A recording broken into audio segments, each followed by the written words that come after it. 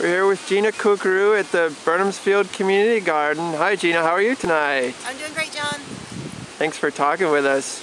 Let me first ask you a question on everybody's minds. What the heck are you growing in your garden plot? Well, I'm growing all the things that I would normally throw into a lettuce, or into a salad. Starting with tomatoes. A little further down I've got some herbs, oregano and savory. Some lettuce we're growing from seed and also from that's already been started. You can see two of the patches there. And on the far end I'm growing yellow bell pepper and orange bell pepper. Closer in I've got some green beans going, a couple of zucchini plants, and a butternut squash. Cool.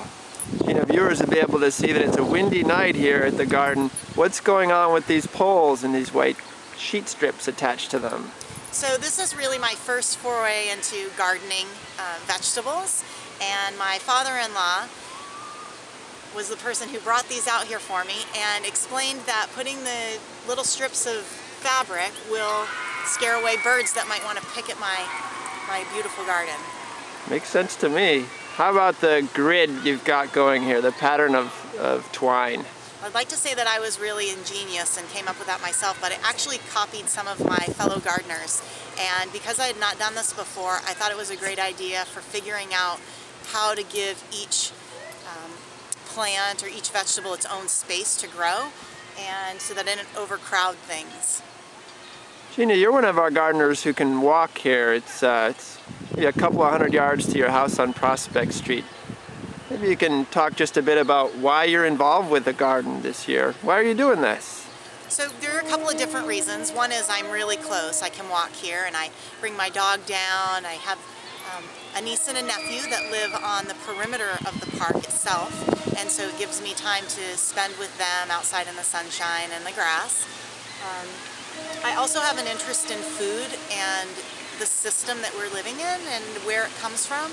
I've been reading and doing a lot of personal research, checking out some different documentaries, and I decided that I wanted to grow my own food so that I knew it was organically raised, and also just to get my hands in the dirt. I think emotionally and psychologically it's a good thing to grow something from seed,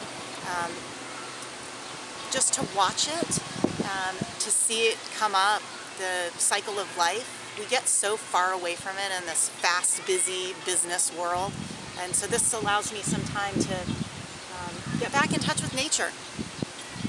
One final question for you, Gina. You told me off camera about your family history here. I think it's a terrific story. Tell me, if you would, about your great-grandma. What's her role in St. Peter's Fiesta?